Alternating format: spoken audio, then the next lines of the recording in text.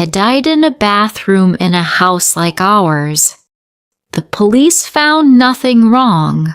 A reporter wrote, "Death in the middle of happiness," and printed pictures of Mary's wedding and funeral. Dorothy, Ronald's second wife, gave him more trouble. Her brother came to the funeral and asked hard questions about the money. There was a court case, but Ronald won, and the insurance company paid him. All that had happened years before I met him. I did not know the truth at first. I only saw a good husband. Ronald spoke about our future. He called me smart and beautiful, and sometimes told me I was being foolish for thinking a man could love at first sight. I wanted to believe him. After a few months in our rented house, I began to feel uneasy. Ronald painted the bathroom, the only room we had painted in the house. He put up a little shelf over the bath for bottles and creams. Ronald fitted a small electric heater on the shelf. There was no electric point in the bathroom, but Ronald had found a way to connect it to a point just outside the door. He told me it was a beauty heater, cheap and useful. Ronald liked the bathroom to be perfect. I trusted him and I let him do small things. But then one day, I found an old newspaper cuttings in the drawer where I kept my blouses. I saw them by chance. They were about women who had died in baths, not long after their weddings. The pictures were small and blurred, but the men standing at the funerals looked very much alike. I froze. It was my husband, Ronald. My heart stopped. For the first time, I felt afraid. I took the clippings to the police.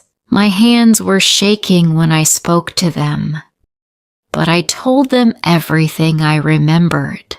They listened carefully. The inspector told me they needed proof.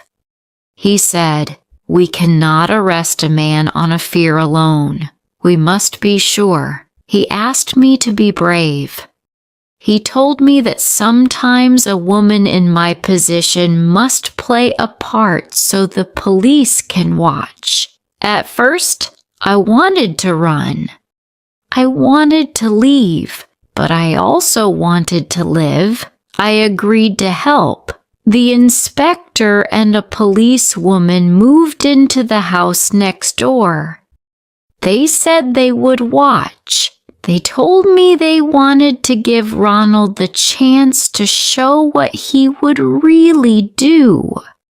The inspector said, "We will make sure you are safe. We will have eyes on the house. We will be ready." That night, I put my important papers in the drawer and locked it. I wrote a letter and put it in the case. In that letter, I told him the truth. I wrote, "Dear Ronald, if you ever read this, I am afraid it will be a terrible shock to you. I know the truth now. When you asked me to make my will, I began to worry. When you changed the bathroom, I acted quickly. I knew what you planned for me. I went to the police.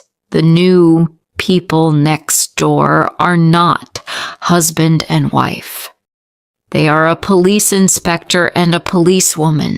The policewoman showed me an old newspaper pieces about women who died in baths soon after marriage. I could recognize you in those photographs. The inspector told me they are looking for the man.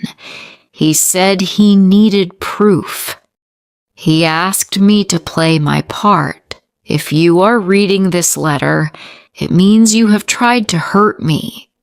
You will not find me in the bathroom. I have gone out through the roof into the house next door.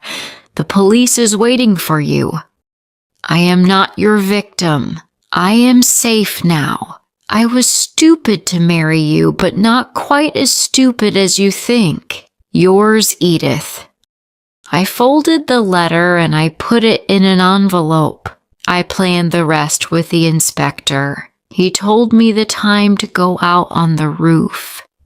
He told me where the ladder would be. He told me the police would be ready when Ronald opened my drawer and read that letter.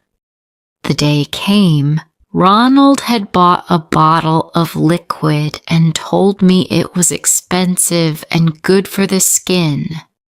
Ronald poured it into the water. He said, "Hurry up, dear. The bubbles don't last." Ronald wanted me to lock the door. He wanted me in the bath. I climbed the ladder in the garden. I wanted him to see me there.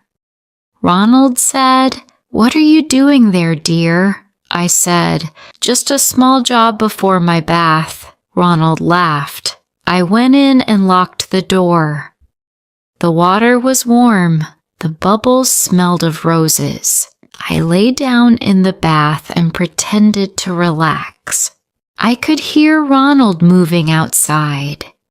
He pulled the handle of the electricity switch to turn the power off so the heater would fall. I heard the heater click and then a loud noise in the kitchen.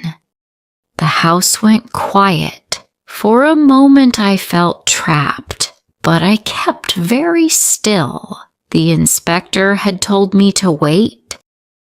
He told me not to panic because Ronald must be given the chance to show what he would do. Ronald did exactly as the inspector expected. He waited. Then he